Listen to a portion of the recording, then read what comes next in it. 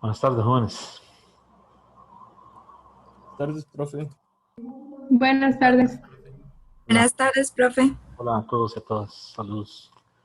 Eh, por ahí ya hicimos los cambios en el informe del calificador de algunos reclamos que habían por ahí todavía pendientes para que revisen. Bueno, ¿tienen alguna pregunta?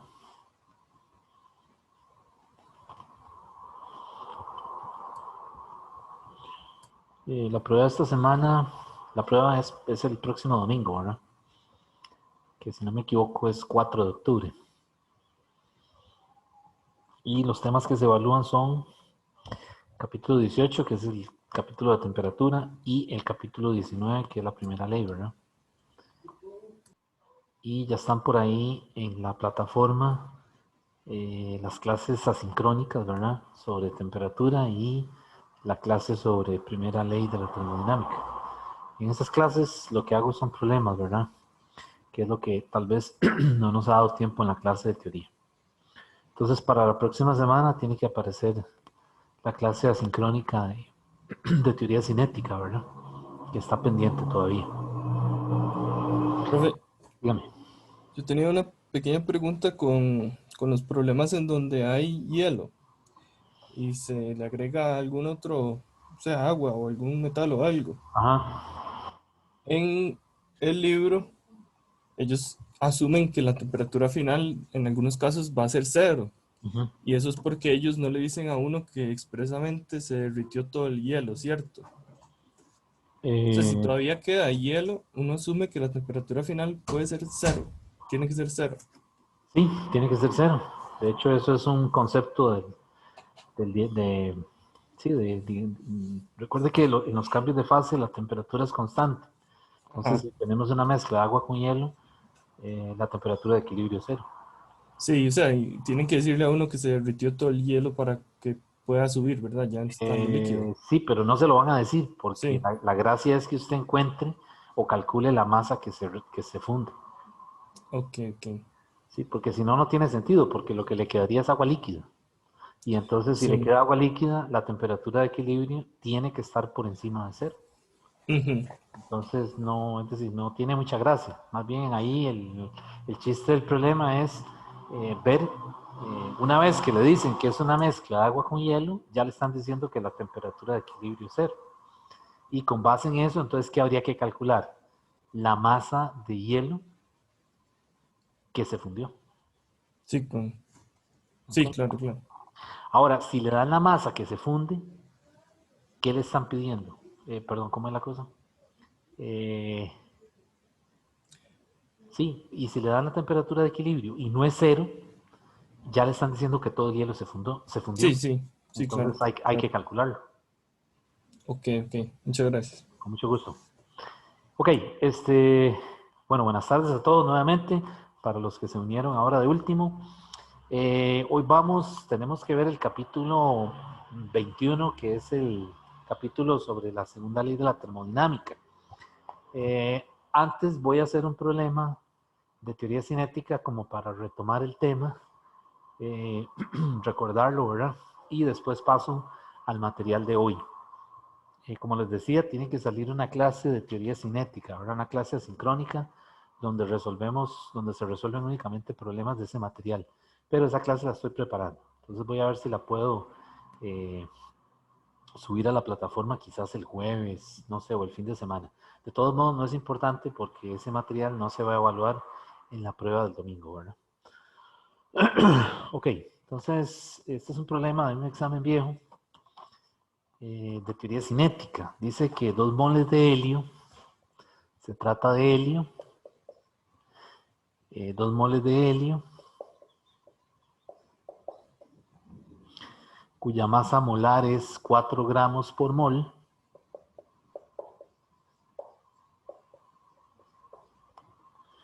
están en un tanque de 30 centímetros de arista a una temperatura de 25 grados Celsius.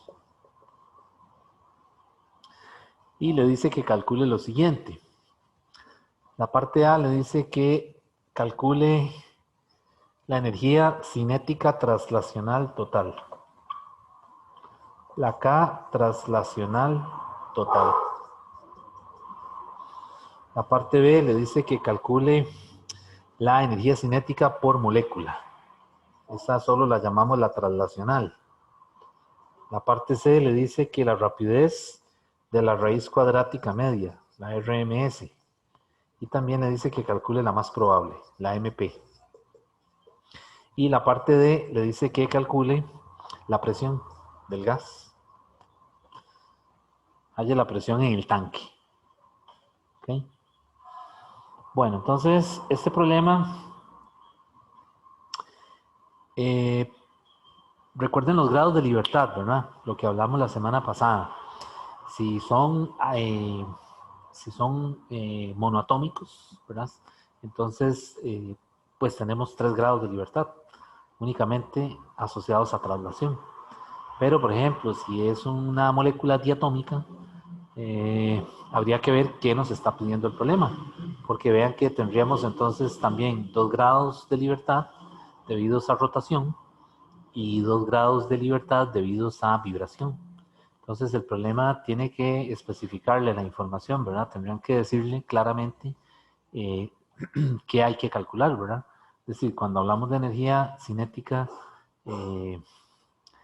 traslacional total, nos referimos al gas completamente, ¿verdad? A todo el gas que está en el tanque.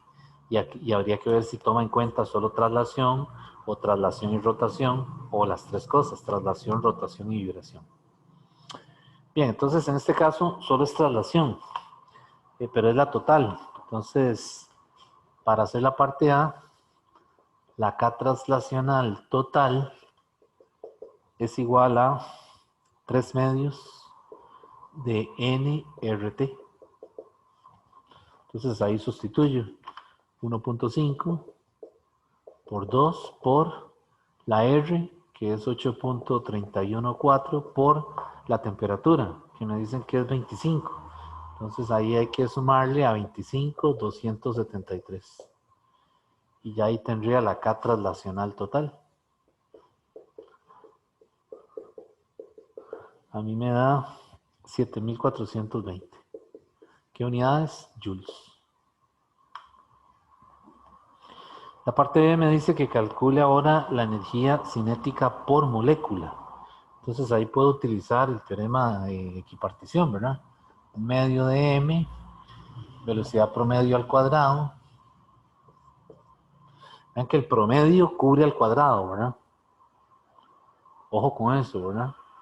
O sea, no es lo mismo velocidad promedio al cuadrado que el promedio del cuadrado de la velocidad. Son cosas distintas, ¿verdad?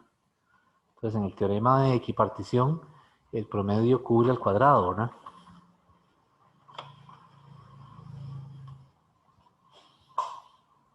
Y esto es igual a...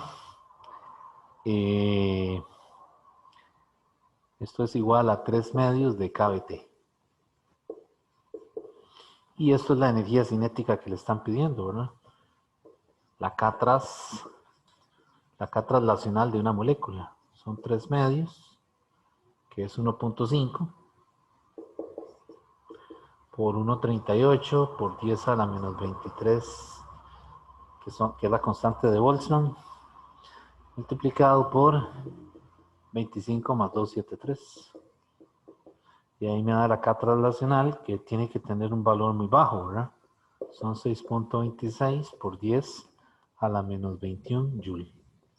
Entonces compárelas, compare esta con esta, ¿verdad? Esta es la energía cinética de todo el tanque. Y esta es la de una molécula.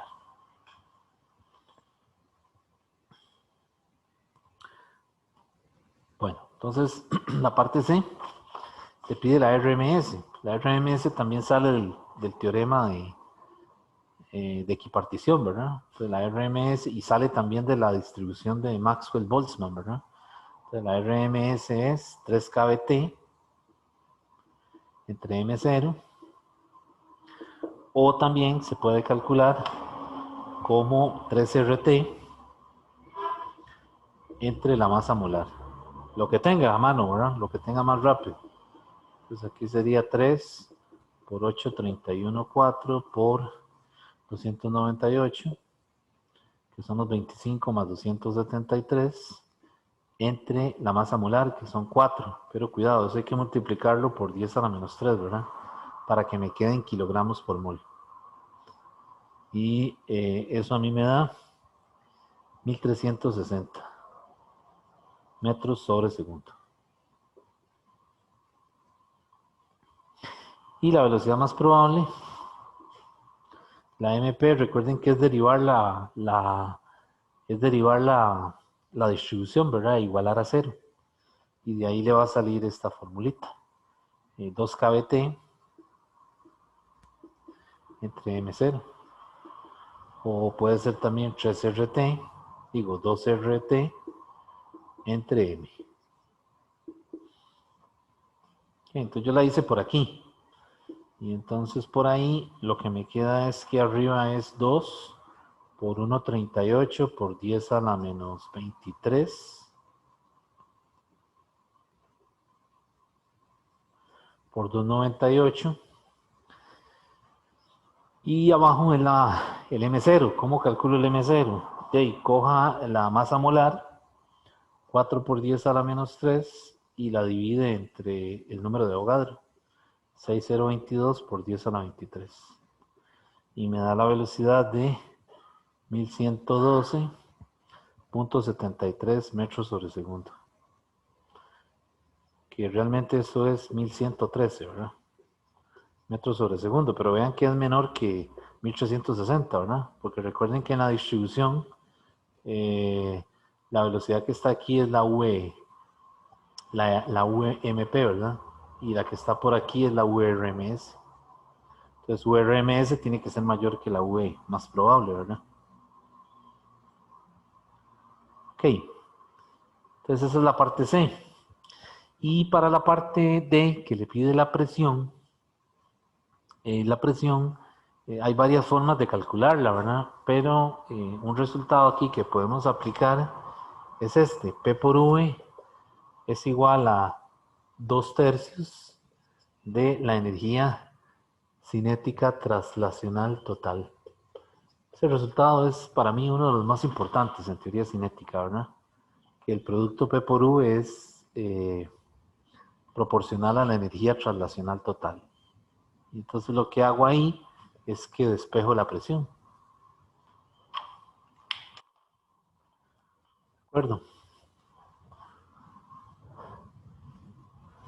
Despejo la presión. Y la presión sería entonces P es igual a 2K traslacional total entre 3V. Entonces aquí sería 2 por la traslacional total, son 7420. Y 3V, el volumen aquí me dijeron que es una arista, es una caja cúbica. Recuerden el modelo de teoría cinética, ¿verdad? Es una molécula que está metida en una caja cúbica. Entonces la arista es 30 centímetros, que sería 0,3 a la 3, porque el volumen de un cubo es A a la 3.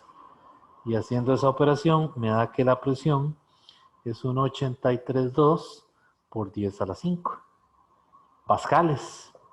Y vean que está bien, ¿verdad? Porque esto tiene que tener un orden de magnitud parecido a la presión atmosférica, que es 1,013 por 10 a la 5 pascales. Esa es la presión en el tanque, ¿verdad? Esa es la presión, digamos, que le daría la lectura de un manómetro. Un manómetro que está pegado exteriormente al tanque, ¿verdad?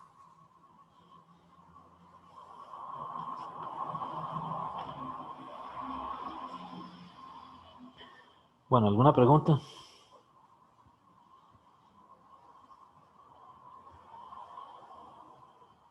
¿Está bien? Está bien. Ok. Bueno, entonces voy a borrar, si no hay ninguna duda. Y vamos a pasar a comenzar a ver el capítulo de hoy, que es el de la segunda ley, para ya cerrar con el tema de termodinámica.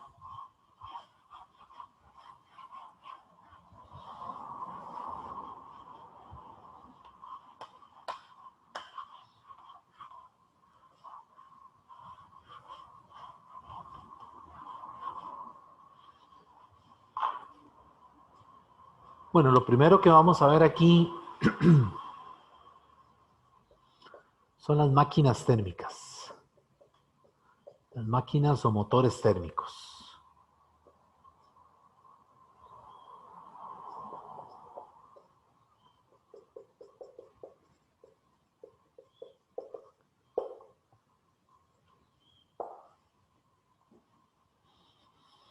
Las máquinas térmicas.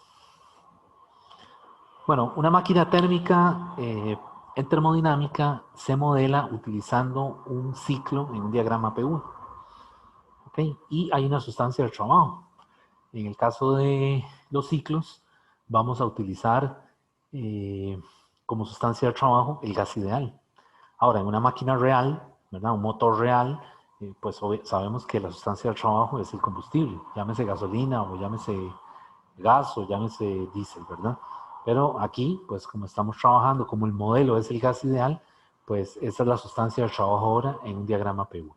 Entonces, todos esos motores que han sido diseñados, motores de reales, ¿verdad?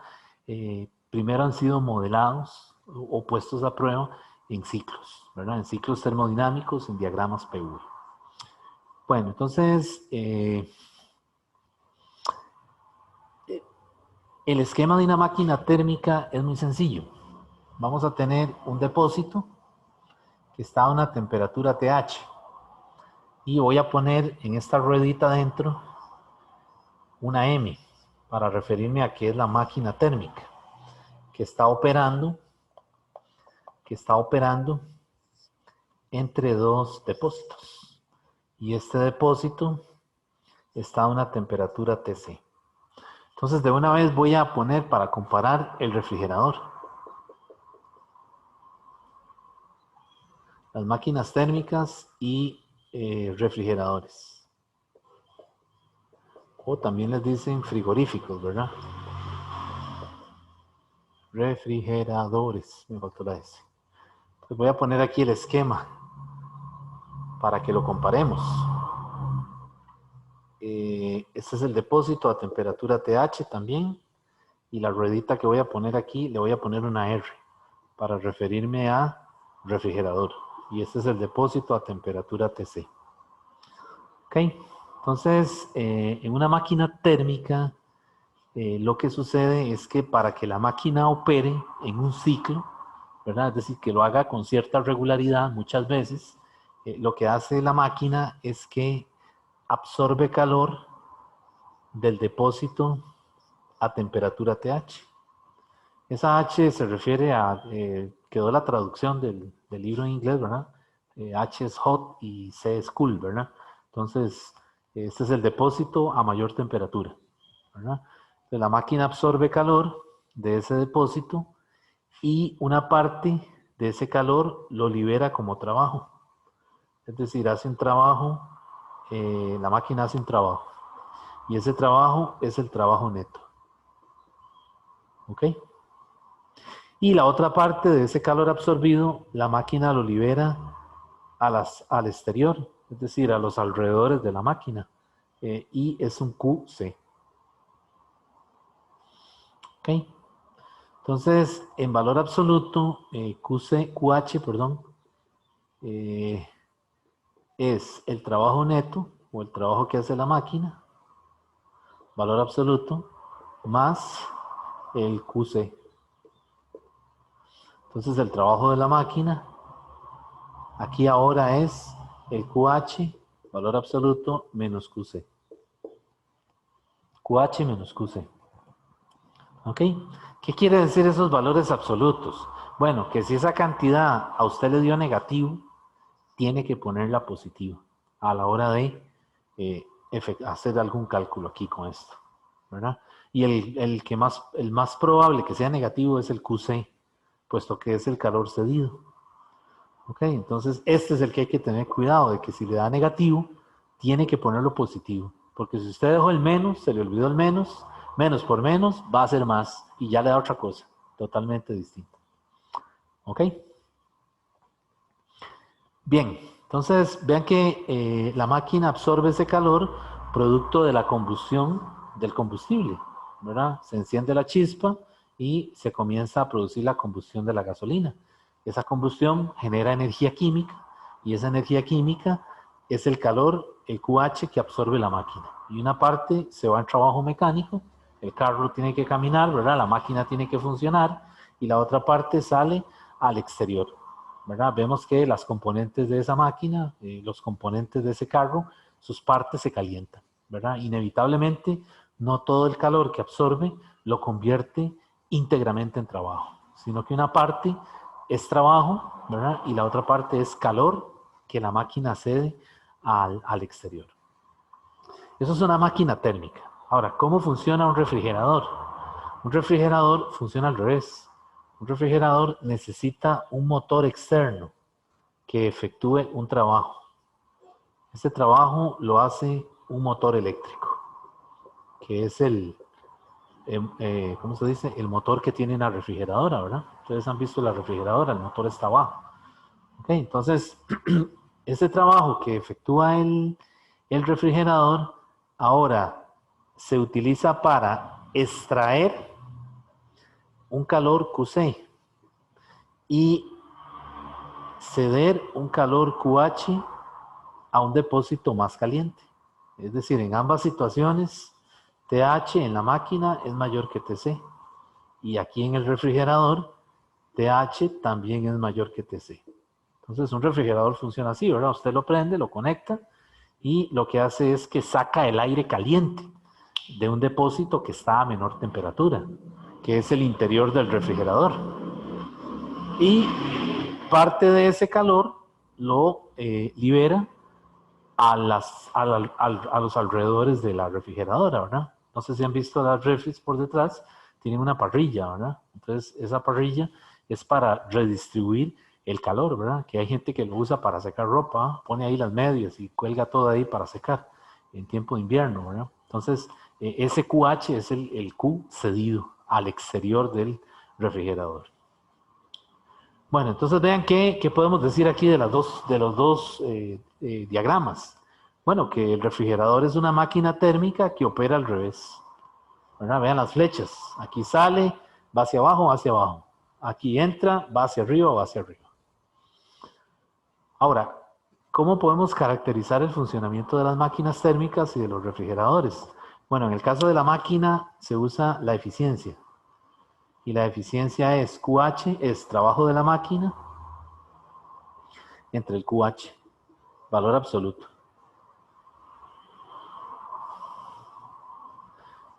Este trabajo no hace falta ponerle valor absoluto, solamente al de abajo. Y esto sería entonces QH, valor absoluto, menos QC, valor absoluto entre QH. Y haciendo la operación, esto entre esto da 1, y aquí quedaría QC entre QH. ¿Okay? Y ahí tengo la eficiencia para una máquina térmica. La eficiencia de una máquina térmica tiene que ser mayor que 0 y menor que 1. O sea que una máquina no puede tener de eficiencia 0%, porque entonces no estaría trabajando, estaría apagada. Y tampoco puede tener 100%, porque estaríamos diciendo que todo el calor producto de la combustión, ¿verdad?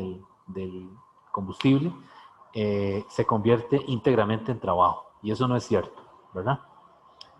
Ok, y en el caso del refrigerador, el coeficiente se llama el COP. Y el COP, ese COP quiere decir el coeficiente de operación del refrigerador. Y hay un COP en modo calentamiento, que es valor absoluto del QH entre el trabajo. Ese es modo calentamiento. Y está el COP en modo enfriamiento, que es el QC entre el trabajo. ¿Por qué hay dos modos? ¿Por qué hay calentamiento y enfriamiento? Bueno, porque en la familia de los refrigeradores también están las bombas de calor. Llámese aire acondicionado, llámese un sistema de calefacción, ¿verdad? Es decir, las bombas estas que se encargan de ambientar el interior de, por ejemplo, una casa de habitación, ¿verdad? Por ejemplo, aquí no hace falta calefacción porque los inviernos no son tan extremos, ¿verdad? Pero en los sitios donde tienen 6 meses de un invierno que es puro hielo, pues sí, las casas necesitan un sistema de calefacción, ¿verdad? O los aires acondicionados, que son los que lo que hacen es que extraen el aire caliente, ¿verdad? Y dan esa sensación de que está fresco, de que está frío, dice uno, ¿verdad? En realidad no es que está frío, es que lo que hicieron fue que extrajeron el aire caliente, ¿ok? Entonces, bajó la temperatura. Bueno, entonces, nuevamente tenemos unos coeficientes para caracterizar el funcionamiento de una máquina térmica o de un refrigerador. ¿Está bien? ¿De esto hay alguna duda? No.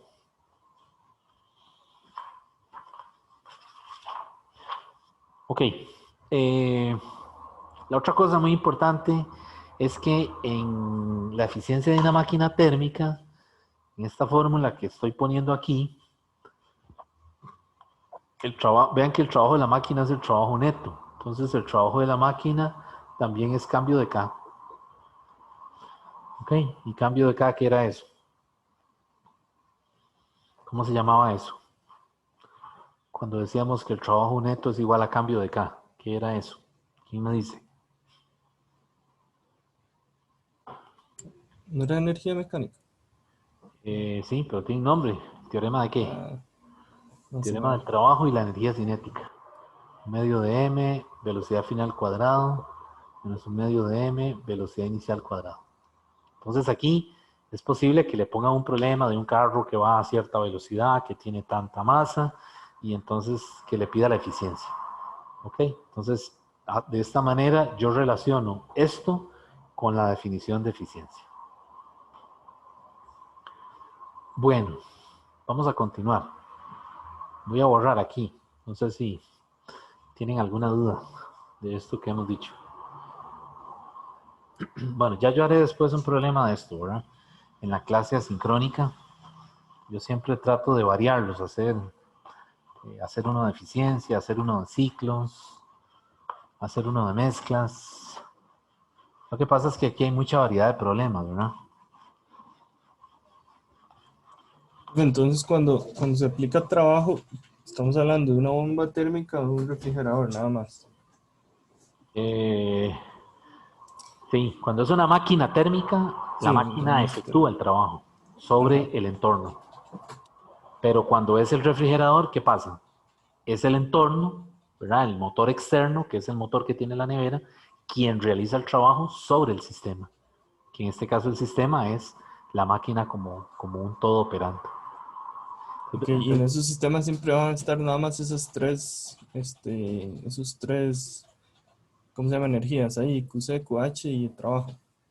Van a Sí, haber otras cosas no, adicionales. van a haber otras cosas. No, siempre Ok, es, una máquina siempre opera entre dos depósitos. O sea, una máquina o un refrigerador siempre opera entre dos depósitos. Uno a ok, ok, temperatura TH y otro a temperatura TC, ¿verdad? ok, gracias. Bueno, ok, entonces,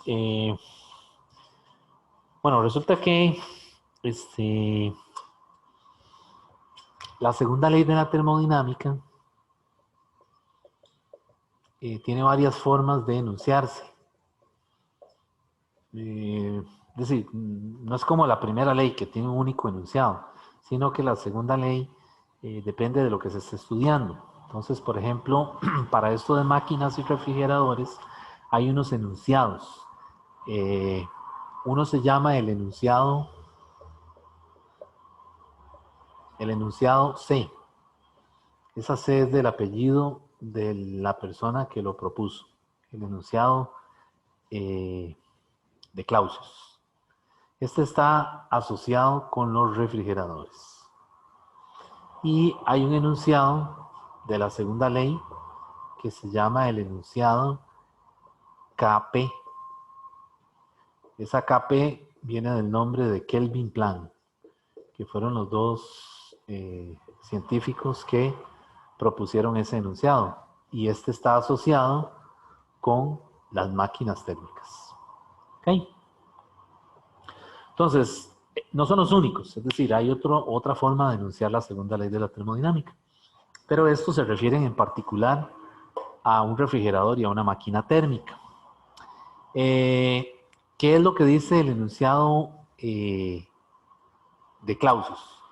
El enunciado de Clausius lo que dice es que una máquina que esté operando entre dos depósitos, ¿verdad?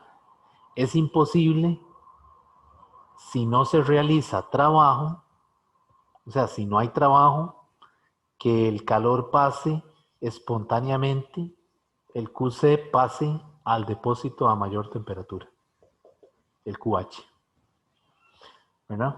Es decir,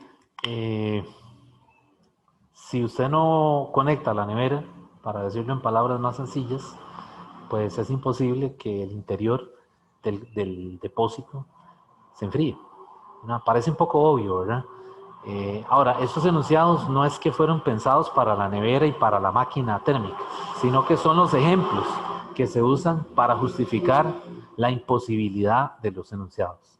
Vean, importante, porque aquí hay preguntas conceptuales de estos jóvenes, y los enunciados lo que le dicen a ustedes la imposibilidad de que ocurra algo. Entonces se los voy a leer textualmente del libro. El de Clausius dice, es imposible construir una máquina cíclica cuyo único efecto sea transferir energía de manera continua por calor desde un objeto a otro a una mayor temperatura sin la entrada de energía por trabajo. ¿Ok? O sea, lo que le está diciendo es que el calor no fluye espontáneamente de un depósito a temperatura menor hacia otro a temperatura mayor. O sea, cuando usted echa hielo, por ejemplo, en agua, lo que va a pasar es que el hielo se comienza a derretir, ¿verdad? Si usted quiere que ese hielo o esa agua se convierta en hielo, ¿qué tiene que hacer? Tiene que aplicarle trabajo a la máquina para que entonces con ese trabajo se extraiga ese calor y se pueda congelar el agua. ¿De acuerdo? Entonces, el enunciado de Clausius, la importancia que tiene, más allá de que se trate de un refrigerador, que es lo que menos importa aquí, la importancia que tiene es que el calor no puede pasar de un depósito a una temperatura menor a otro depósito a una temperatura mayor espontáneamente. Cuando digo espontáneamente es de forma natural, sin que haya de por medio energía sin que haya trabajo que se efectúe sobre el sistema. Ese es la idea central de ese enunciado. Ok, ahora que se aplique a un refrigerador, eso ya es punto y aparte. O sea, ya eso es una aplicación de ingeniería. Pero la idea central de física es esa. No puede haber paso de calor de forma espontánea de una fuente que está a menor temperatura a otra que está a mayor temperatura. Esa es la idea. Ok. Y el enunciado de Kelvin-Planck lo que dice es que también habla de una imposibilidad. El enunciado de Kelvin-Planck lo que dice es que es imposible que la máquina absorba calor de un depósito a temperatura TH y lo convierta íntegramente en trabajo. Y que el calor de aquí a las partes exteriores de la máquina sea nulo. O sea, el enunciado de Kelvin-Planck lo que le está diciendo es que QC no puede ser nunca cero. ¿Ok? Y aquí el enunciado de Clausius lo que dice es que el W no puede ser nunca cero. Esto no puede ocurrir. Y esto aquí no puede ocurrir. ¿Ok? Entonces se los leo.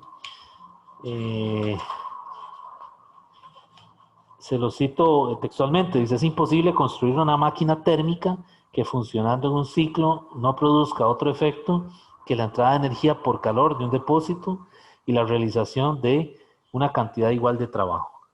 O sea, lo que le está diciendo es, le está diciendo la imposibilidad de que todo el calor absorbido, ¿verdad? Producto de la combustión, de la gasolina, se convierta totalmente en trabajo mecánico. Eso es imposible. ¿Ok? Parte de ese calor se va a los componentes de la máquina. ¿Ok? Bueno, esos son los dos enunciados de la segunda ley de la termodinámica. Más adelante vamos a ver otro. Pero estos son, uno está relacionado con esto, con la imposibilidad de que el calor pase espontáneamente de una fuente a menor temperatura a una mayor. Y el otro está relacionado con la imposibilidad de que todo el calor absorbido por la máquina, producto de la combustión, se convierta únicamente en trabajo. Eso tampoco puede ser posible. Bueno, ¿tienen alguna pregunta de esta parte?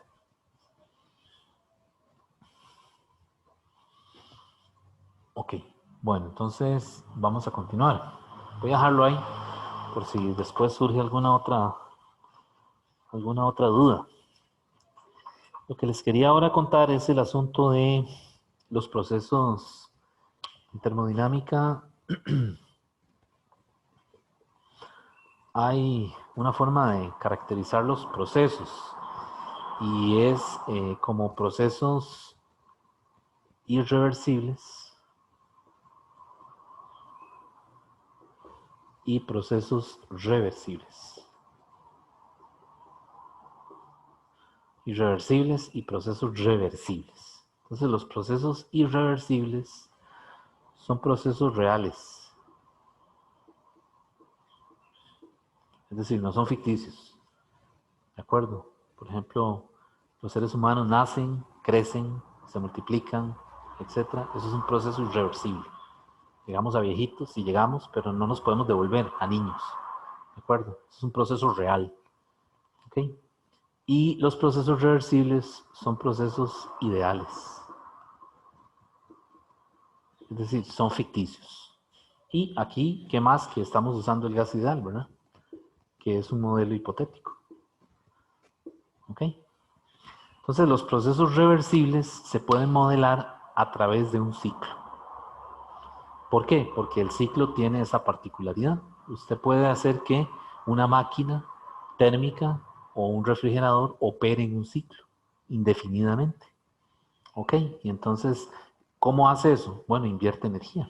En el caso del refrigerador, tiene que tener un motor que efectúe un trabajo para que se extraiga el aire caliente del refrigerador y se mantenga la recámara fría. ¿Ok? Pero usted tiene que invertir esa energía.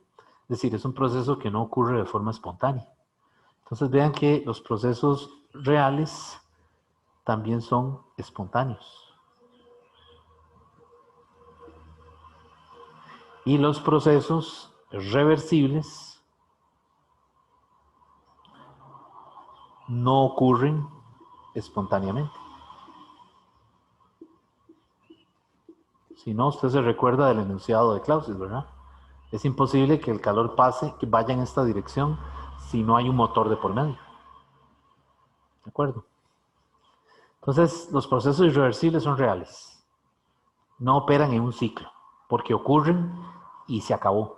Ya no se puede hacer nada, no hay forma de echar atrás.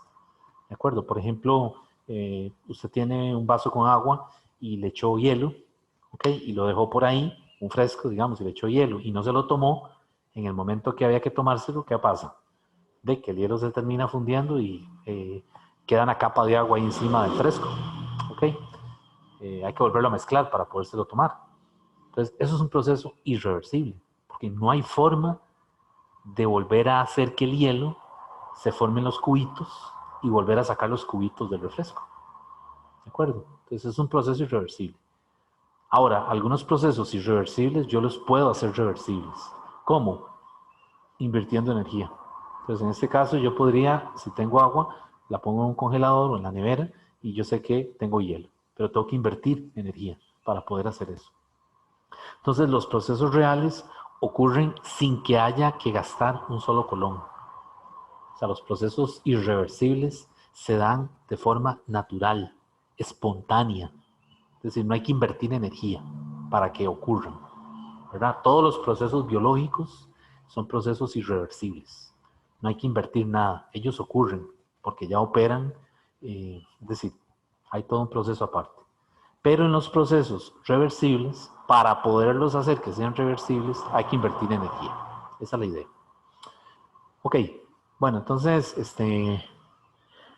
pues nosotros aquí nos interesan los procesos reversibles, porque podemos simularlos o podemos modelarlos, mejor dicho, con un ciclo, porque en un ciclo eso se va a repetir, ¿verdad? Con cierta regularidad y entonces se pueden estudiar, ¿ok? Y así es como se modelan el diseño de motores, ¿verdad? Poniéndolos ¿cómo se dice?, a funcionar en un ciclo para mejorar la eficiencia y otras características o otras propiedades deseables. Bueno, entonces, dicho esto, vamos a pasar ahora a ver un motor que se llama el motor de Carnot.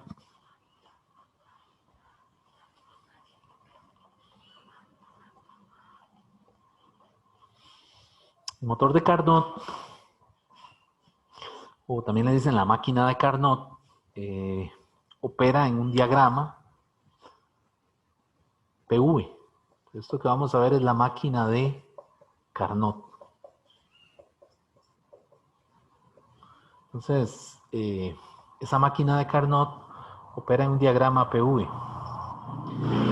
Y ese diagrama tiene la particularidad de que está compuesto de dos procesos isotérmicos y de dos procesos adiabáticos. Entonces vamos a tener dos isotermas, ¿verdad? Y dos adiabáticas. Recuerden que las adiabáticas son más empinadas, ¿verdad? Tienen más pendiente. Entonces esta isoterma está en el depósito TH, a temperatura TH. Y esta isoterma en el depósito TC. ¿Ok? Y entonces hay que ponerle flechitas al ciclo porque recuerden que estamos con la primera ley, ¿verdad? El cambio de la energía interna es Q más W. Estamos usando el más, ¿verdad? Entonces estamos recorriendo el ciclo en sentido horario. Y esto que está aquí son las isotermas. Y esto que está aquí son las adiabáticas. Entonces esto es 1, esto es 2, 3, 4. ¿Ok? Entonces, de 1 a 2 es un proceso isotérmico. ¿Ok? De 3 a 4 es también un proceso isotérmico. Nada más que la temperatura TH tiene que ser mayor que la temperatura TC para que la máquina opere en ese depósito. Y de 2 a 3 es un proceso, ¿qué dijimos? Adiabático, ¿verdad? Y de, ¿cuál me falta? Y de 4 a 1 es un proceso adiabático. Entonces recuerden que en los procesos adiabáticos el Q es 0, ¿verdad? No hay entrada ni salida de calor. Por lo tanto, aquí el calor tiene que entrar en esta isoterma. Y ese es el QH. Y tiene que salir en esta otra isoterma. Este es el QC. Porque por aquí no entra ni sale, ¿verdad? Porque es un proceso adiabático. Ok, entonces vean que la máquina de Carnot es la máquina más eficiente que se ha construido. Es decir, no hay ningún motor real que tenga una eficiencia mayor que la eficiencia de una máquina de Carnot, operando obviamente bajo los dos mismos depósitos. Entonces hay un teorema por ahí que dice eso, que ninguna máquina es más eficiente que la máquina de Carnot. Por lo tanto, la EC, que es la eficiencia de Carnot, siempre va a ser mayor que la E de una máquina real. Eso es lo que le dice el teorema. Y por ahí se lo demuestra en los libros de termodinámica. Entonces, cuando uno calcula la eficiencia de Carnot, tiene que ser mayor que la eficiencia de la máquina, porque si no, entonces hay algún error, ¿verdad? En los signos o en el cálculo. Ahora, ¿cómo calculo yo la eficiencia de una máquina de Carnot? La eficiencia de una máquina de Carnot yo la puedo calcular de dos formas. Yo la puedo calcular como lo hicimos ahora, el trabajo de la máquina entre el QH. Esa es una forma. Pero también se puede calcular usando las temperaturas. Con esta fórmula, 1 menos TC entre TH. Cualquiera de esas dos formas le permite calcular la eficiencia en una máquina de Carnot. Ahora, si es una máquina real solo puede calcularla por aquí. Trabajo de la máquina entre el QH, valor absoluto. O sea que esta fórmula es particularmente aplicable solo al caso de la eficiencia de Carnot. ¿Está bien? Entonces, la eficiencia de Carnot, nuevamente, puede ser por aquí o por aquí. Pero en la máquina real, solo por aquí.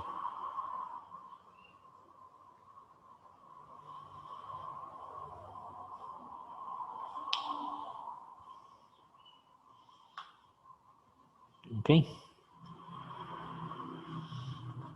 Ahora, esta TC tiene que ser la temperatura más baja y esta TH tiene que ser la temperatura más alta. Entonces, en un diagrama PV, yo puedo tener varias isotermas. T1, T2, T3. ¿Ok? O 4, las que uno quiera. Pueden haber varias isotermas. Por cierto, hay una pregunta de esto, vi una pregunta de esto en las preguntas de examen, que le dice que ordene las temperaturas. ¿Qué dirían ustedes ahí? Si le dijeran que ordene las temperaturas, ¿cuál es mayor? ¿Cómo pondríamos los signos? Las desigualdades.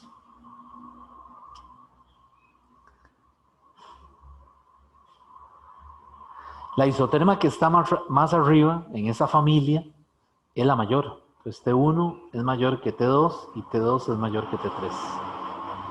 Por lo tanto aquí TH tiene que ser mayor que TC. Entonces, algunas veces en los problemas le dan varias temperaturas. O sea, le dan, por ejemplo, qué sé yo, usted obtuvo 250 Kelvin, 400 Kelvin, 600 Kelvin y, por ejemplo, 900 Kelvin. ¿Okay?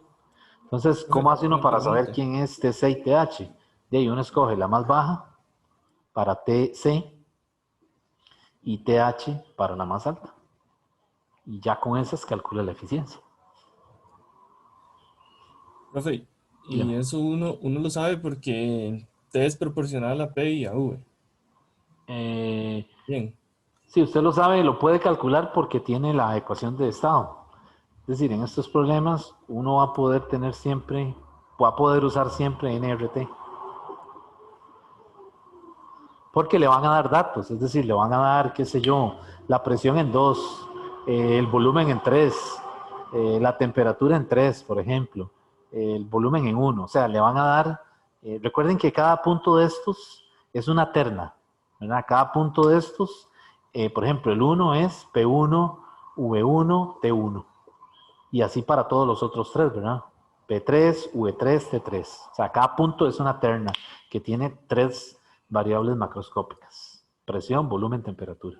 Entonces, en estos problemas a uno le dan, por decirlo de alguna manera, datos regados de cada punto, ¿verdad? Y le dicen, ahora sí, calcule lo demás. Entonces, calcular lo demás es calcular lo que falta.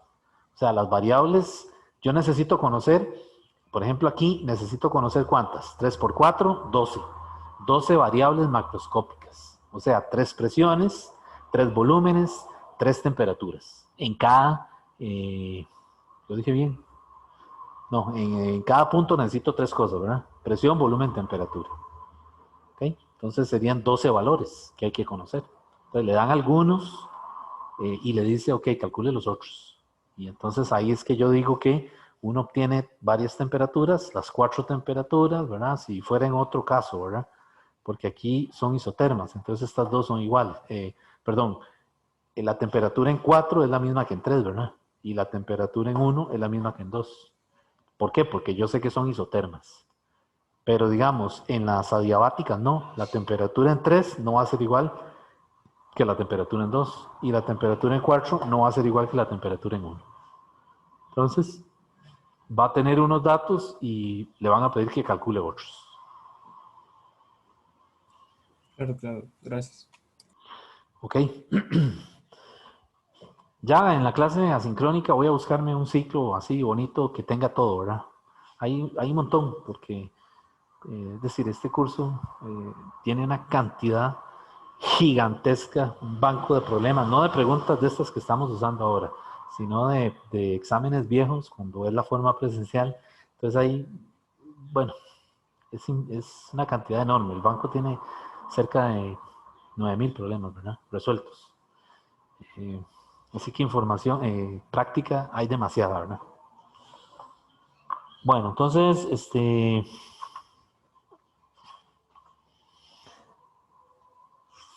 es el ciclo de Carnot. Y esa es la máquina de Carnot que opera en este ciclo. En un diagrama PV se compone de dos isotermas y de dos adiabáticas. Bueno, entonces vamos a pasar ahora a ver el concepto de entropía, que sí me interesa dedicarle tiempo a este tema porque entropía, digamos que es el núcleo de este capítulo. Bueno, voy a borrar aquí.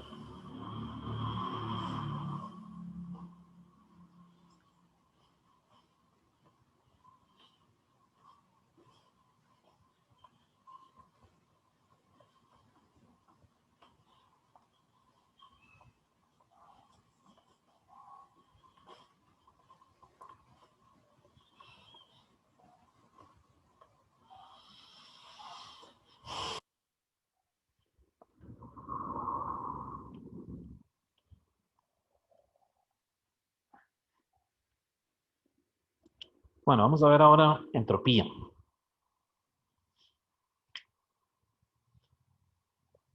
Entropía.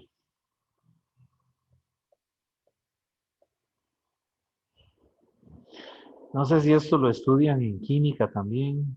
Ya no me recuerdo si lo daban en química general. Pero la entropía es una función de estado. Y la vamos a denotar con la letra mayúscula S. ¿Ok? Como función, ¿verdad? Pero nos interesa, más que la función, nos interesa el cambio. O sea, la variación de S.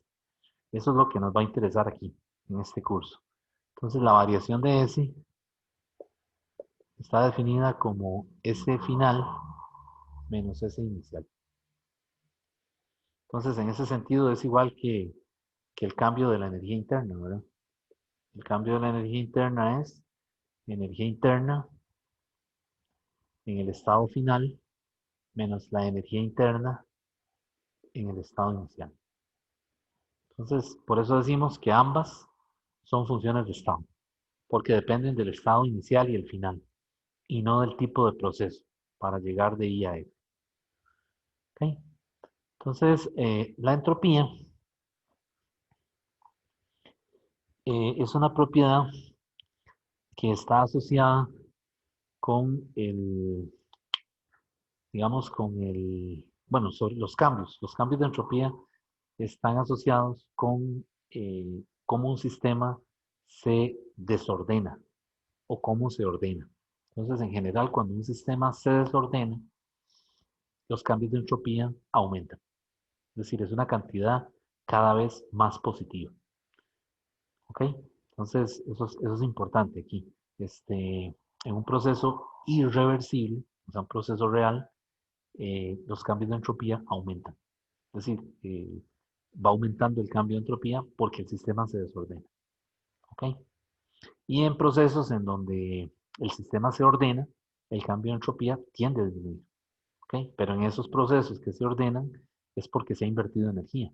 Es decir, se trata de un proceso reversible. O sea que es un proceso ficticio, porque estamos metiendo energía en el sistema para que él se organice y se ordene. ¿Verdad? Eso es así como, yo siempre les doy el ejemplo de la habitación, ¿verdad?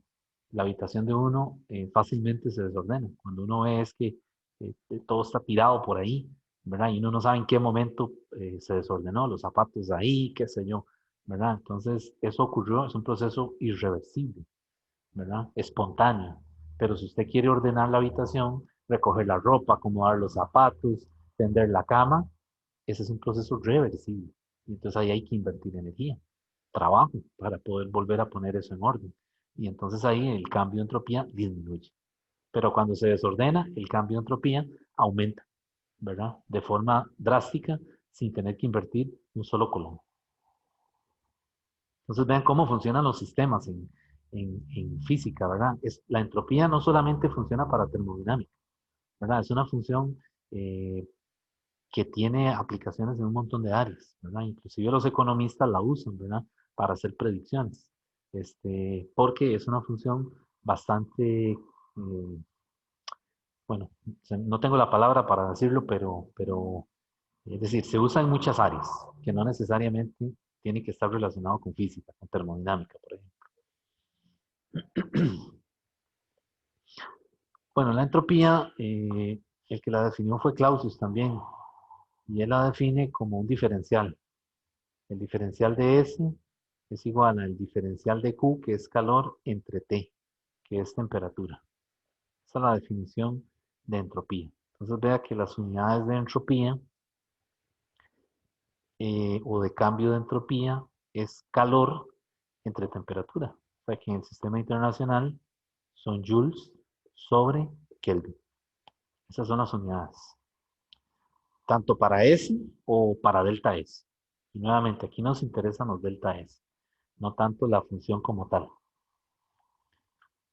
Bueno, entonces, nosotros queremos estudiar esta, es decir, lo que queremos es cómo calcular el cambio de entropía, que es lo que nos interesa. Bueno, para calcular el cambio de entropía, lo que tenemos que hacer es integrar esta función. Entonces, yo lo que hago es que le aplico la integral en ambos lados, desde el estado inicial al estado final del ds. ¿Ok? Y de este lado le aplico la integral también, desde el estado inicial al estado final del dq entre t. ¿Ok? Entonces, esto ya me da un delta S, que es el S final menos el S inicial. Y esto de este lado tengo que mantenerlo así. Tengo que mantenerlo así porque yo necesito ver en un sistema en particular quién es el dq. Pues el dq es, digamos que una porción infinitesimal, vean que es un diferencial, ¿verdad? De calor que está pasando de un sitio a otro. ¿Ok? Entonces recuerden que es energía en tránsito, está pasando, no es algo que usted tiene ahí guardado en una bolsa, sino es energía que se transfirió. ¿Ok? Entonces en este caso, el dq corresponde a una transferencia infinitesimal, o sea, un poquitico del calor que debería pasarse todo, o que debería transferirse a otro estado. ¿Ok? Entonces, pues vamos a dar varios ejemplos. Vea, por ejemplo, el caso de cuando hay transferencia de calor debido a un cambio de temperatura, que ya lo vimos por ahí hace 15 días. ¿Se acuerdan de esta fórmula? La M es la masa de la sustancia, la C es el calor específico y el delta T es el cambio de temperatura. Entonces aquí hay una transferencia de calor debido a un cambio de temperatura. Quiere decir que el calor, el elemento diferencial, yo ahora lo puedo escribir como dQ es igual a mc por dt. Ok, vean que el d se lo apliqué al q y se lo apliqué al t. Al m y al c no, porque la masa es constante. Es la masa de una sustancia. Imagínense una mezcla. Que usted tenga un calorímetro, tiene adentro agua, la masa es constante porque no hay fugas. Y el c, el calor específico, es constante porque en la tabla que nos dieron ahí en el libro los estamos usando constantes para un intervalo de temperatura dado. Entonces, claro, ahora ¿cómo calculo yo el cambio de entropía? Pues el cambio de entropía ahora va a ser la integral del dq. ¿Quién es el dq? Es m c dt y abajo va t. ¿Cuál es el estado inicial y cuál es el estado final? Bueno, la variable en el estado inicial es TI, porque la temperatura no es constante, está cambiando. Vean que va de una temperatura final a una inicial. Entonces arriba el estado final es TF. Y como el MS es constante, perdón, el MC es constante, pues yo lo puedo sacar fuera de la integral. Entonces me queda la integral, perdón, saco el MC, ¿ok? Y me queda la integral de T inicial a T final. del dt sobre t. Y esa integral ya es conocida. ¿Cuánto da esa integral? mc multiplicado por, ¿qué da esa integral? Logaritmo natural, ¿verdad? Logaritmo natural de t final entre t inicial. ¿Ok? Y así puedo calcular el cambio de entropía cuando yo tengo una transferencia de calor debido a un cambio de temperatura. Un ejemplo, cuando por ejemplo echamos hielo en un calorímetro con agua. Entonces, ¿cómo ocurre la transferencia? Del agua al hielo. Por eso el hielo se comienza a fundir. Entonces hay que calcular dos cambios de entropía. Uno para el hielo, que es el que recibe esa transferencia de calor, y otro para el agua, que es el que efectúa la transferencia de calor. Entonces hay un delta S para cada componente de esa mezcla. Un delta S para el agua, que es la que cede calor, y un delta S para el hielo, que es el que absorbe ese calor. Y si esa mezcla tiene más cosas, es decir, si por ejemplo echaron un cilindro ahí que estaba a 120 grados Celsius, lo sacaron de un horno y lo metieron ahí, pues también el cilindro cede calor y el hielo mucho más rápido se va a fundir. Entonces ahora habrían 3 delta S. ¿Ok? ¿Está bien esta parte entonces? Ok. Muy importante, jóvenes, la temperatura aquí, no se les olvide, es en Kelvin. Entonces, si le dan temperaturas en Celsius, tiene que sumarle 273.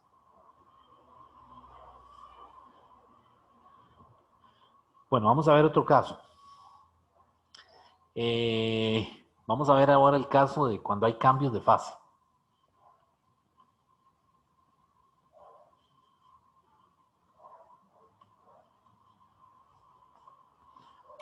Cambio de entropía durante un cambio de fase. ¿Cómo será el cambio de entropía durante un cambio de fase?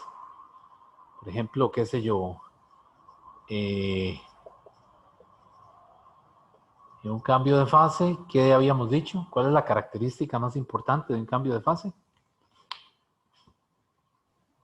La temperatura no cambia. La temperatura no cambia, es constante. Correctísimo, perfecto. Entonces, un cambio de fase puede ser que yo tenga hielo y se funde y se convierte en agua. Y eso se vaporiza y se convierte en vapor de agua. Entonces, en este orden, el delta S tiene que ir aumentando. El delta S del hielo es menor que el delta S del agua y es menor a su vez que el delta S del vapor. ¿Por qué? Porque cada cambio de fase el sistema se desordena más. Primero lo teníamos como hielo. Las partículas están en una red cristalina. Está todo ordenado, está puesto en su lugar, todo quietecito. Pero cuando usted funde el agua, ¿qué pasa a nivel microscópico? Pues ahora ya las moléculas de agua están en un medio, están en el seno de un recipiente, ¿verdad? Y sus fuerzas de interacción ya disminuyeron, ¿verdad? Aunque tienen ciertas fuerzas de interacción, pero ahí están porque están contenidas en el recipiente. Entonces este cambio de entropía tiene que ser mayor. Y si usted coge esa agua y la calienta, ¿verdad? Y la lleva al punto de fusión, perdón, de ebullición, lo que va a pasar es que si el recipiente está destapado, pues lo que vamos a ver es que el agua se seca. Se seca no, dice uno que se secó. Realmente lo que pasó es que se dio el proceso de vaporización y las moléculas escapan a la atmósfera. Entonces el delta S de esa vaporización es mucho mayor. ¿Por qué? Porque el sistema se terminó de desordenar por completo. Sin embargo, si voy en sentido contrario, es decir, si tengo vapor de agua y lo convierto en líquido, o sea, lo condenso, los cambios de entropía van disminuyendo, porque el sistema se está ordenando. ¿Ok? Entonces, ¿cómo calculamos el cambio de entropía debido a un cambio de fase?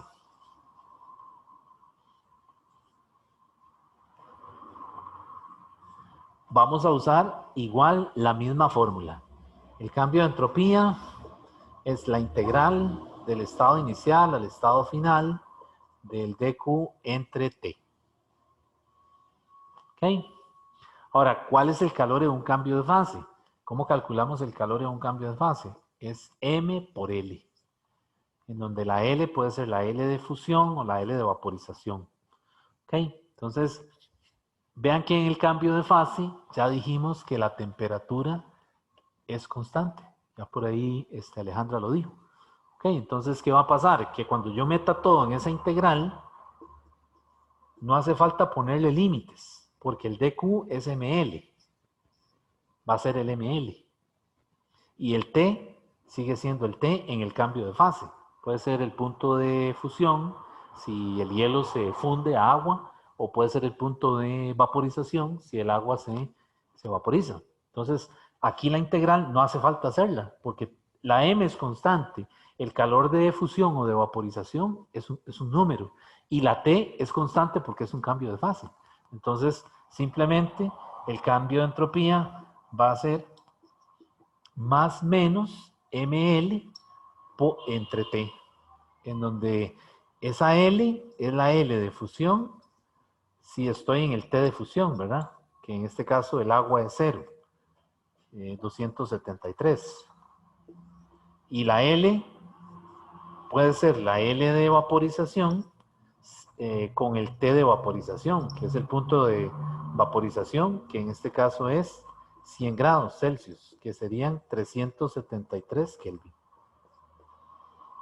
Okay. Entonces, en esta fórmula tendríamos que usar o 273 o 373, ¿verdad? En el caso del agua.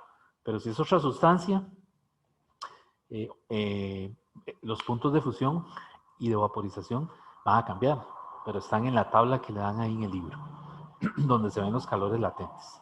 Ahora, ¿por qué yo puse más menos? ¿Ese más menos de qué es? Ese más menos pertenece a la L. Entonces vean que cuando yo voy en esta dirección de hielo a agua, a vapor, los L son positivos. El L de fusión y el L de vaporización son positivos. Pero si yo vengo al revés, es decir, si tengo un gas y lo condenso y lo convierto en un líquido, entonces este L va a ser negativo. Corresponde a este signo que está aquí. Y si ahora tengo un líquido y lo solidifico y lo convierto en hielo, entonces, ¿qué va a pasar? Que ese L también es negativo. Entonces, de izquierda a derecha van positivos las L's. De derecha a izquierda vienen negativas. ¿Ok? Entonces, en un cambio de fase, yo puedo calcular el cambio de entropía de esta manera. Ya usted no tiene que poner estas cosas de las integrales. Ya si usted sabe que en una mezcla hubo un cambio de fase, por ejemplo, el hielo se fundió una parte, hay que calcular un delta S debido al cambio de fase. Entonces vean todo lo que ocurre en una mezcla, ¿verdad? Usted tiene un calorímetro, tiene agua, por ejemplo, echa hielo, echa un cilindro de aluminio, un cilindro de cobre, todo a distintas temperaturas y lo mezcla. ¿Ok? Mete el termómetro y espera para hacer la lectura de la temperatura de equilibrio, ¿verdad? Entonces, en ese proceso, parte del hielo se va a fundir. Entonces, tiene que haber un cambio de entropía debido a ese cambio de fase. ¿Ok? Y tiene que haber un cambio de entropía debido a la transferencia de calor de todos los componentes que usted echó en esa mezcla hacia el hielo. ¿Ok? Entonces, si por ejemplo hay agua, hay un cilindro de cobre, un cilindro de aluminio y hielo, entonces tiene que haber 3 delta S, uno para el agua, uno para el cobre, uno para el aluminio, y un delta S para el hielo debido al cambio de fase. ¿Ok? Y también vean que hay un delta S del hielo para llevar el hielo, por ejemplo, de menos 15, si estaba a menos 15 grados en una nevera, a 0 grados. ¿Ok?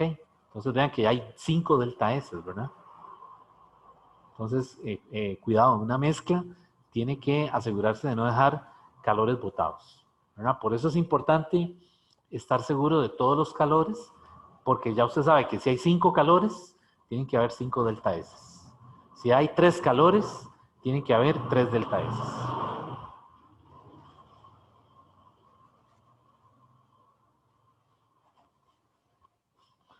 Bueno, entonces,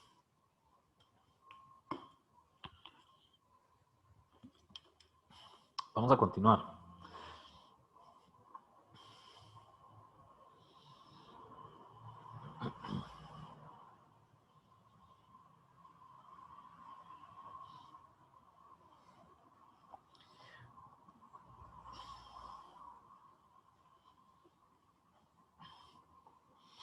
Esas son, digamos, las aplicaciones del delta S, ¿verdad? Cómo calcular el delta S para diferentes situaciones. Otro caso que aparece ahí es el caso de se llama una expansión libre, que yo le explico en el video asincrónico, ahí lo explico, lo que es una expansión libre. Antes de hacer los problemas, yo me pongo ahí a darle un repaso a la primera ley de la termodinámica y luego explico la expansión libre. Pero veámoslo aquí rápidamente. Una expansión libre es un recipiente que está aislado, que tiene, digamos, una pared adiabática, o sea, como un termo, digamos. Hay una pared que es adiabática. Y el recipiente obviamente está aislado por esa pared. Y aquí hay un tabique, como una especie como de pared. Y esto está al vacío, este lado está al vacío. Y aquí hay un gas en la otra parte del contenedor. ¿Okay? Entonces aquí se les trajo el aire con una bomba mecánica. Y vean lo que pasa ahora. El tabique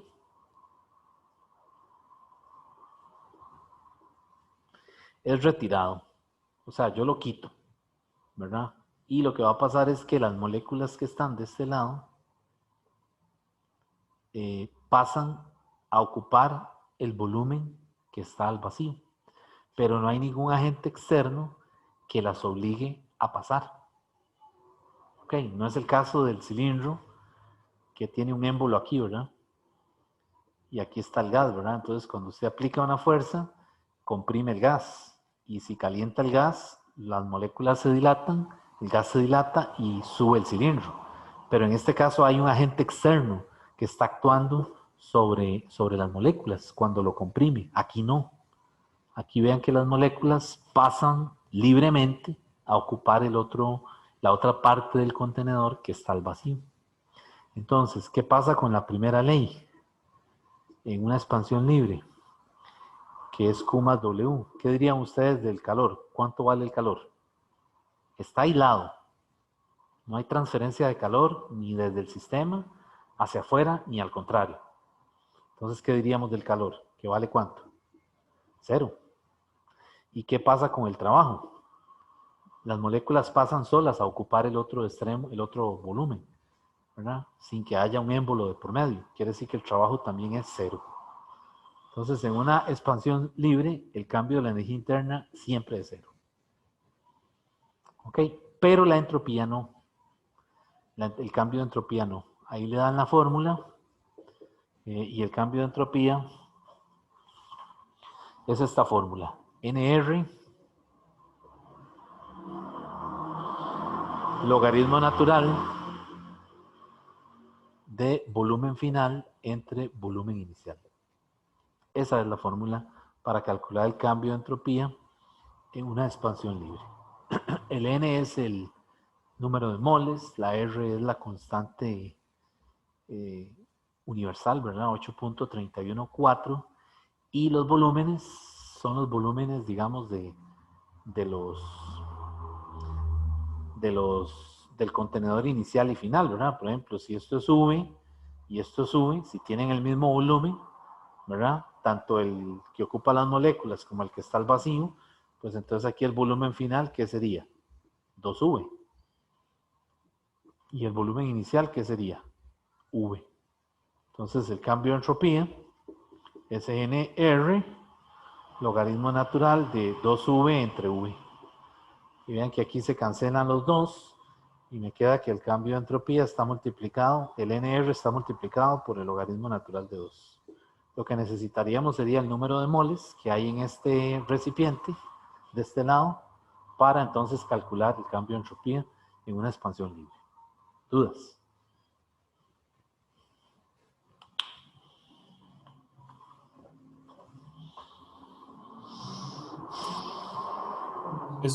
Eso que acaba de poner ahí marcado al final aplica solo cuando la mitad, por así decirlo, es igual a la otra, ¿verdad?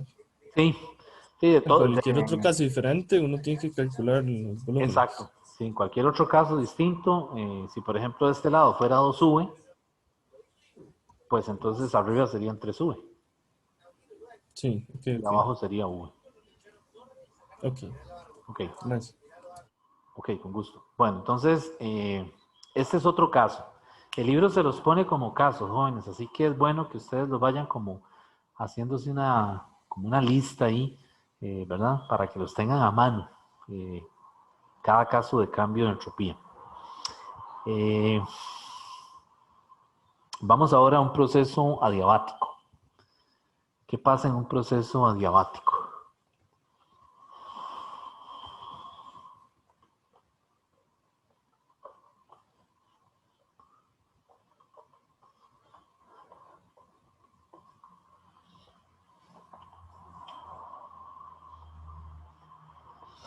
Vean que en un proceso adiabático no hay transferencia de calor. Entonces, si yo quiero calcular el cambio de entropía en un proceso adiabático, el dQ es cero.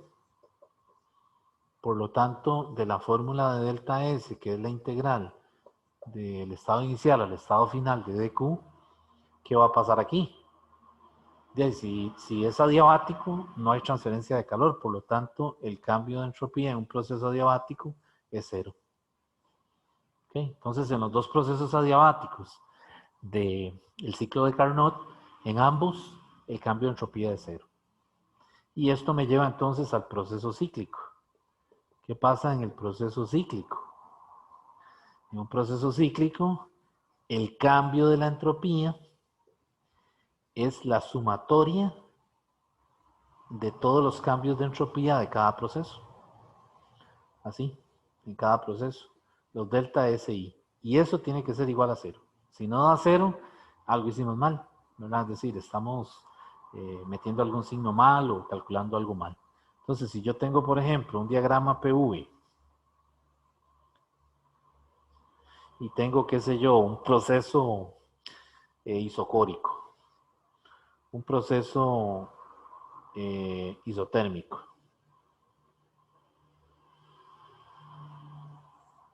y un proceso isobárico. Entonces, eso es un ciclo. Eso es un ciclo. Entonces, de 1 a 2, luego de 2 a 3. Ok, entonces, ¿cuál sería el cambio de entropía de 1 a 2 en un proceso isobárico? Uso la misma definición, ¿verdad? Entonces sería la integral, pero ahora vea que es un proceso a presión constante. Entonces aquí sería NCP de T, entre T, desde T inicial a T final. Recuerden que a presión constante el calor, ¿cómo se calcula? Un NCP delta T. Y a volumen constante, ¿cómo se calcula el calor? Un NCV delta T. Entonces el cambio de entropía de 1 a 2, de aquí a aquí, es un NCP de T. Por lo tanto me queda NCP logaritmo natural de T final entre T inicial. ¿Okay?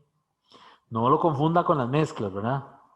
Con la transferencia de calor debido a... O sea, no lo confunda con el caso de una sustancia líquida, ¿verdad? O un gas. Es decir, aquí vean que esto es número de moles, ¿verdad? Y esto es capacidad calorífica.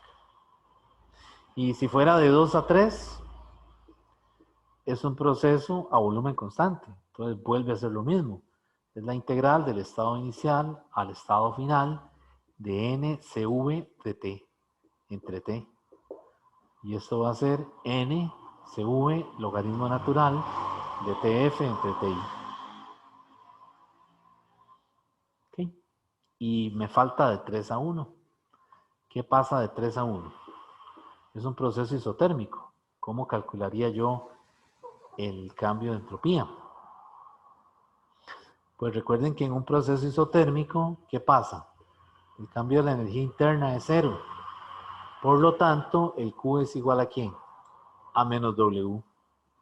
Entonces aquí el cambio de entropía sería menos, cuidado, menos nRT, logaritmo natural de V final entre V inicial, entre T.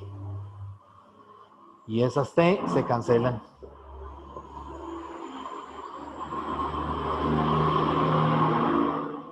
Ok.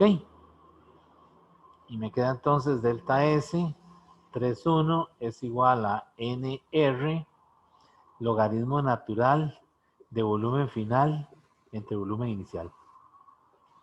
¿Ok? ¿Ven la fórmula? ¿Cómo queda? ¿Dónde habíamos visto esta fórmula anteriormente? ¿La acabamos de ver? ¿Dónde? En la expansión libre. En la expansión libre. En la expansión libre. Entonces, cuidado.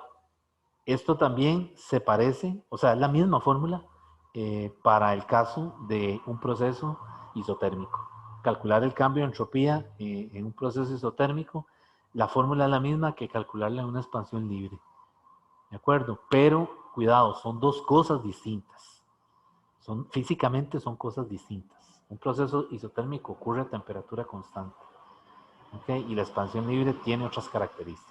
Aunque la fórmula es la misma, pero no, es decir, traten de separar en su mente esas dos cosas, ¿verdad? Y ahora aplicamos esta fórmula. Cuando yo sume delta S12 más delta S23 más delta S31, eso me tiene que dar 0. Si no me dio 0, algo anda mal. Hay que devolverse a revisar los delta S. ¿Ok? Entonces, esta formulita ayuda mucho en los ciclos. Porque yo siempre les digo a los estudiantes, ya calculó todo, sí, ok, sume los delta S. ¿Verdad? Porque hay veces en un problema no le pide los delta S en un ciclo. No lo dejó ahí, no lo pide. Entonces el estudiante lo deja botado. No es que lo deja botado, es que como no se lo piden, no se ve en la necesidad de calcularlo. Entonces, cuando a mí me llaman en medio examen y me dicen, profesor, este ciclo, ¿cómo es esto? Le digo, vea, ya lo calculó todo, sí, calcule los delta S, aunque no se los pida. Ajá, ¿y por qué, profesor? Porque si le da 0, el ciclo está completamente bien hecho. Si no le dio 0, devuélvase porque hay algún signo mal puesto en alguna parte. Okay, entonces esto ayuda cuando uno está haciendo un ciclo para ver si va bien encaminado con el procedimiento.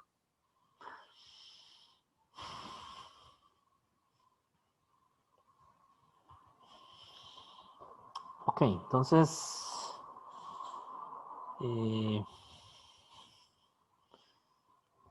¿qué pasa si este proceso no fuera isotérmico, sino que fuera diabático?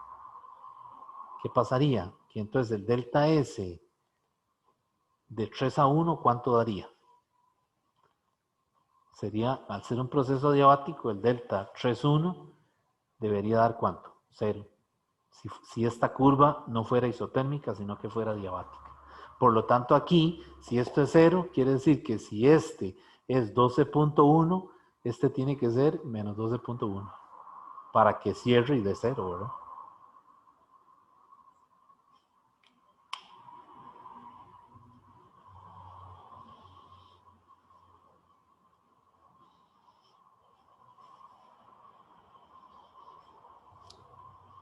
Bueno, entonces, vamos a ver otro caso más. Estos son los delta S que uno tiene que saber calcular, ¿verdad? Porque en los ciclos o en las mezclas los va a utilizar. Ahí hay problemas recomendados que le dan una mezcla, ¿verdad? Le dan, qué sé yo, le echan en un calorímetro agua, hielo, toda esa cosa, y entonces después le dice que calcule el cambio de entropía total. Y ese cambio de entropía total no tiene que ser necesariamente 0, ¿verdad? Vean que en mezclas no, ¿verdad? Donde tiene que ser 0 es en un ciclo. Una máquina que esté operando en un ciclo.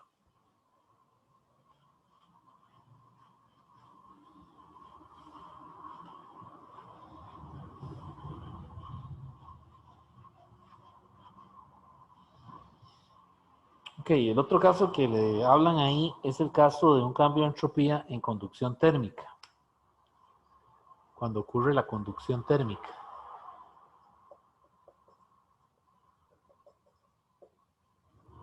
Recuerden que la conducción térmica es cuando yo tengo, por ejemplo, dos depósitos a temperatura TH y un depósito a temperatura TC y meto entre ellos una barra. ¿Okay? Entonces no confunda esto con la máquina, ¿verdad? Porque ya me ha pasado que lo confunden. Tengo una máquina térmica y tengo un depósito a temperatura TH y un depósito a temperatura TC. Por ejemplo, la máquina de Carnot, por ejemplo, ¿verdad? Es un ciclo, opera en un ciclo. ¿Cuál sería el delta S aquí de la máquina de Carnot? Está en un ciclo, es 0. ¿Ok? Pero en este caso, en conducción, no es 0. En este caso, el delta S es una formulita que le dan ahí, que es Q, multiplicado por 1 entre TC, menos 1 entre TH. Y ese delta S tiene que ser mayor que 0. Entonces, cuidado, no confundan esto con esto, porque es muy común que me confunden la conducción con la máquina, con la operación de la máquina en un ciclo. Ese diagrama es una máquina operando en un ciclo entre dos depósitos, ¿verdad? El depósito de donde extrae el calor, ¿verdad? Producto de la combustión, y el depósito a donde cede ese calor, que es a los alrededores de la máquina, ¿verdad? Y esto es una barra de metal que es conductora, que está en contacto con dos depósitos a temperatura TH y TC. Y el calor pasa de forma espontánea de TH a TC. ¿Por qué pasa de forma espontánea? Porque TH es mayor que ¿quién? Que TC. Entonces vean que este proceso es un proceso, la conducción es un proceso ¿cómo? ¿Reversible o irreversible?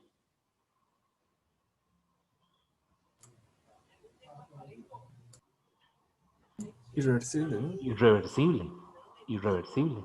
Ocurre de forma espontánea, ¿verdad? Usted tiene aquí agua, vapor de agua a 100 y tiene una mezcla de agua con hielo a 0 aquí. Y llega y mete la barra ahí. O sea, viene y coloca la barra entre esos depósitos. Lo que se va a observar es que el calor comienza a pasar espontáneamente, sin invertir nada de energía, pasa espontáneamente de este depósito a este. Y, por supuesto, el sistema se desordena, ¿verdad? Y el cambio de entropía tiene que ser mayor que 0.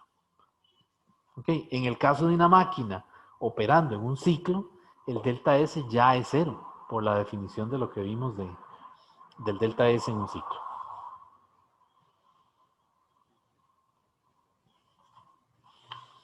Ok, entonces,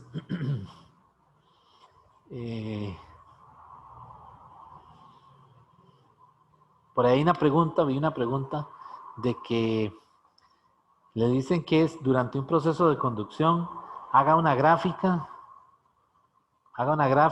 de la temperatura versus la longitud de la barra.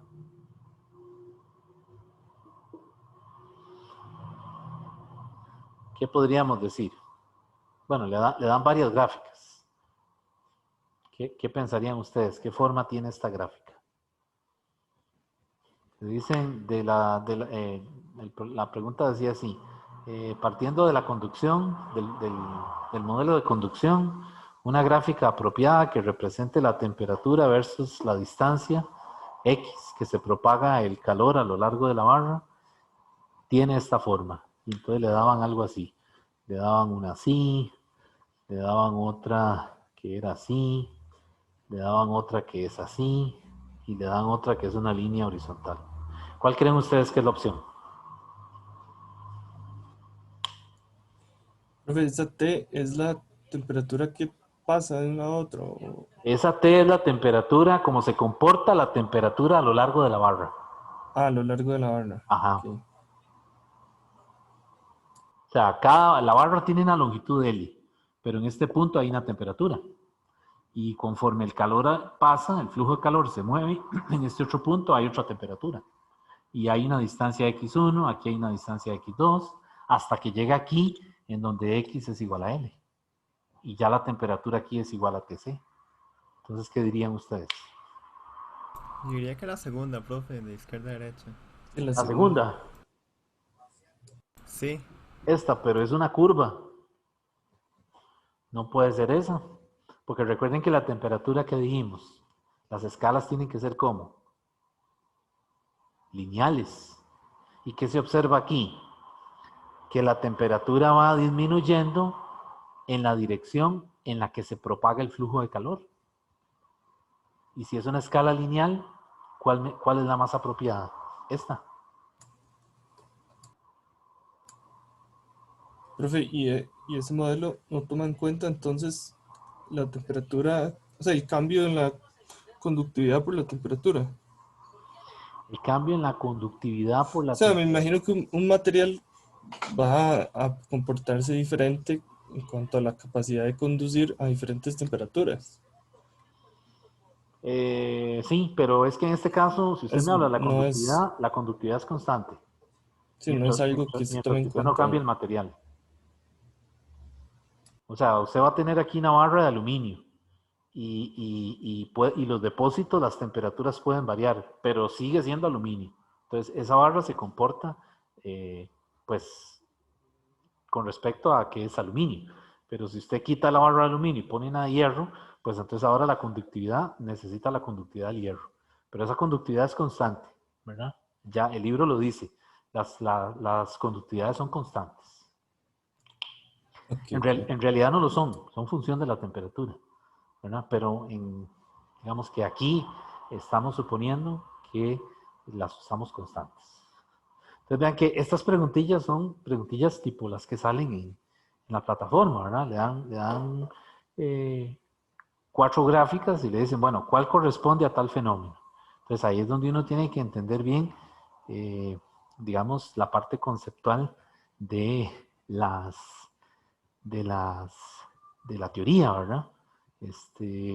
Porque no pueden ser curvas, porque enseguida que uno ve curvas uno dice, no, porque es que las escalas de temperatura son lineales, entonces no puede haber una curva, ¿verdad? Y no puede ser creciente porque si no lo que estaría diciendo es que la temperatura está aumentando conforme el flujo de calor pasa de izquierda a derecha. Y no es cierto. El flujo de calor va en la dirección en la que disminuye la temperatura. Entonces tiene que ser una función decreciente. Ok. Bueno, entonces vamos terminando. Vamos viendo, vamos a ver otra cosa que me falta ahí.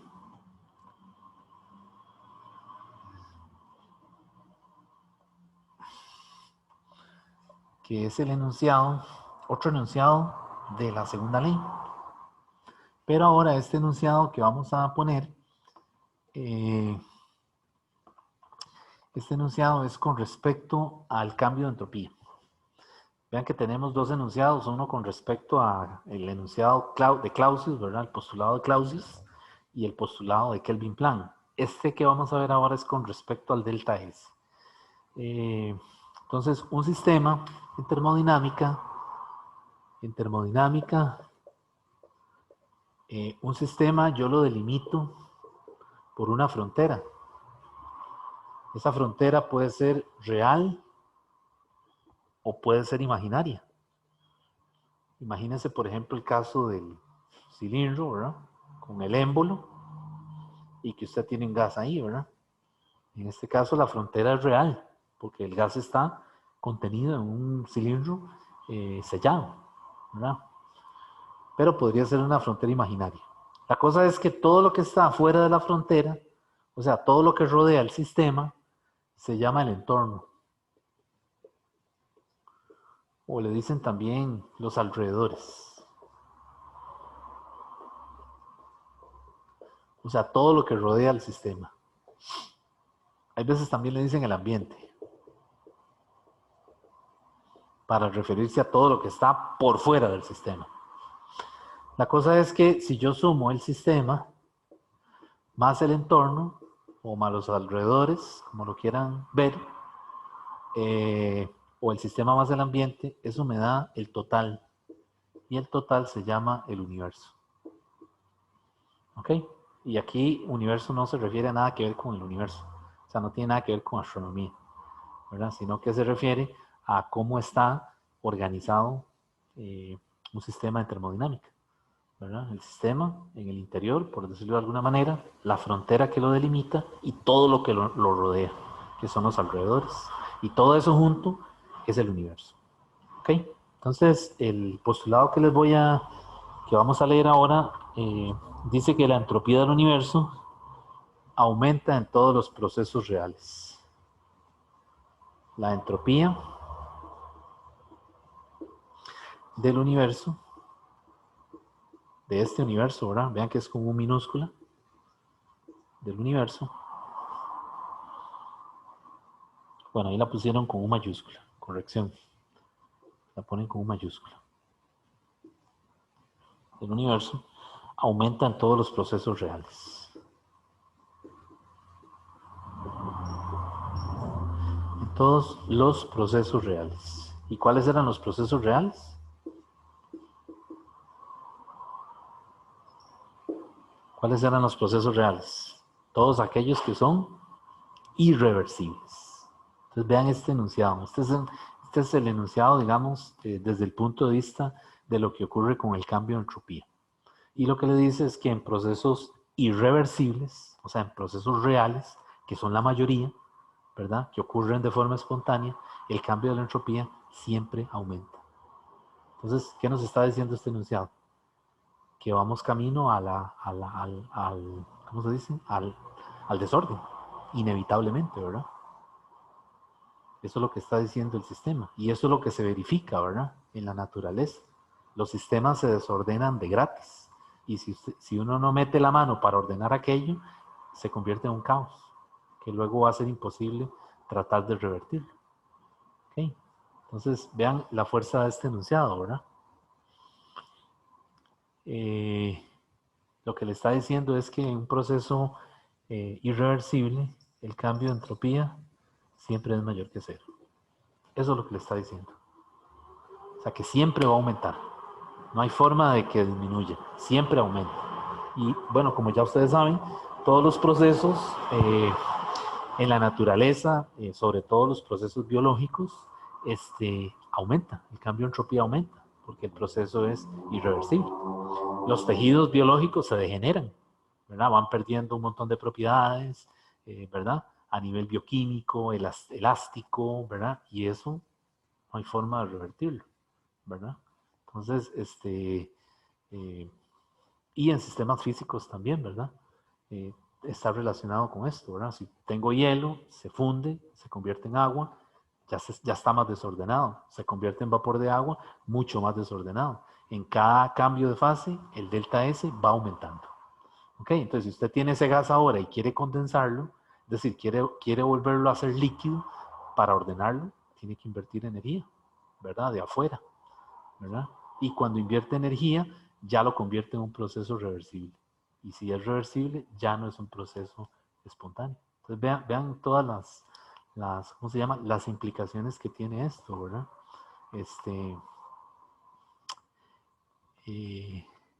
En tico, ¿verdad? En palabras de los ticos diríamos, cuando quememos la última bombeta, apague y vámonos, ¿verdad? Dice la gente. Y es así, ¿verdad? Es decir, los sistemas tienden a desordenarse. Y eso es algo inevitable, ¿verdad? No solo desde el punto de vista físico, ya no me refiero solo a la parte física, ¿verdad? Sino también a todo, ¿verdad? Todo lo que nos rodea. Bueno, entonces, aquí termina el material del curso. Perdón, del curso, oígame a mí, ojalá. Aquí termina el material de este capítulo, ¿verdad? De termodinámica. Ya tendríamos los 4 capítulos vistos. Tiene que salir una clase de teoría cinética y tiene que salir una clase de problemas de esto. Entonces, por ahí las voy a hacer en el transcurso de esta semana a la otra. Que todavía no se evalúan porque este material se evalúa hasta la prueba 4. Bueno, no sé si tienen alguna duda.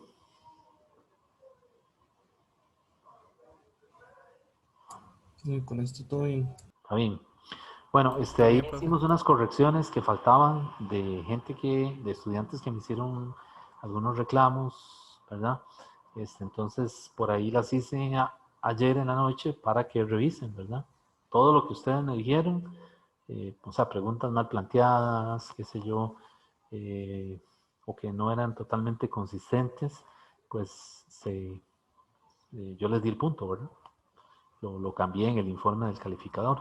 Lo que pasa es que yo no entro todo el tiempo, porque por razones de tiempo me gusta hacerlo con el asistente, porque él también lleva un control de los estudiantes que hacen las pruebas, ¿verdad? Y todo esto. Entonces me gusta que él también tome nota de los cambios que hacemos para a final de semestre, ¿verdad? Estar hablando los dos el mismo idioma, ¿verdad? Que hayamos atendido todos los reclamos y que no hayamos dejado a nadie, es decir, que hayamos excluido un reclamo sin saber, ¿verdad? Que nos ha pasado ya, ¿verdad? Entonces, por eso es que yo prefiero reunirme con el asistente porque así los dos llevamos un control, digamos que cruzado, ¿verdad? Y tenemos todo, digamos que en la medida de lo posible ordenado. Bueno, entonces jóvenes, si no hay ninguna pregunta, pues entonces nos veríamos de hoy en 8 para, para comenzar tema nuevo. De hoy en 8 comenzamos con el material de electrostática, de campos eléctricos, ¿verdad? Es el material, digamos, eh, bueno, para mí es el que más me gusta, ¿verdad? Pero bueno, para este material de campos eléctricos es importante que vuelvan a repasar vectores, todo lo que ustedes sabían hacer de física 1 y saben hacerlo, calcular vectores unitarios, sumar vectores, ¿verdad? Eso lo vamos a necesitar dentro de poco, porque este material que viene necesita mucho de los cálculos donde se usan vectores.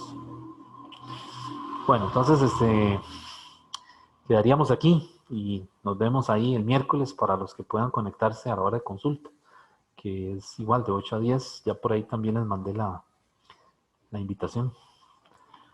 Sí, profe, muchas gracias. Bueno, con mucho Hasta gusto. luego. Hasta Gracias, luego profe. entonces. Gracias. Bueno, hasta luego.